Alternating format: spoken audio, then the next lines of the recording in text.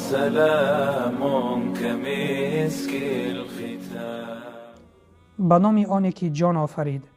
پیامبر اکرم صلی الله علیه و سلم فرمودند کسی که ایمان به الله و روز قیامت دارد سخنی نیک بگوید و یا اینکه سکوت را اختیار کند. روایت بخاری.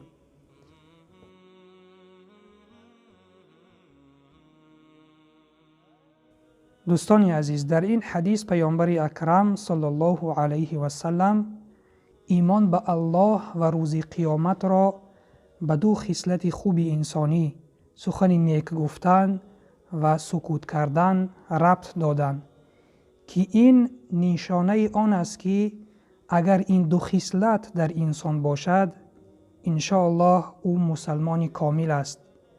ایمان آن انسان ایمان کامل می باشد. پس خوش به حال آن شخصانی که این دو صفت را دارند، سخن نیک می گویند و یا اینکه سکوت می کنند.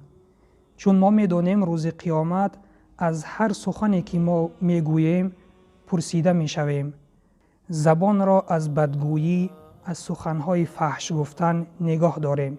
چون روز قیامت از هر سخنی که ما گفتیم پرسیده می شویم. پس بیایید با هم این حدیث را در عمل اجرا بکنیم. سخن نیک بگوییم و اگر سخن نیک گفته نمی توانیم سکوت را اختیار کنیم که این هم فایده بر ماست. چون سخن بد نگفتیم روز قیامت از آن پرسیده نخواهیم شد. و سلام بر آن شخصانی که راه هدایت را پیش گرفتند.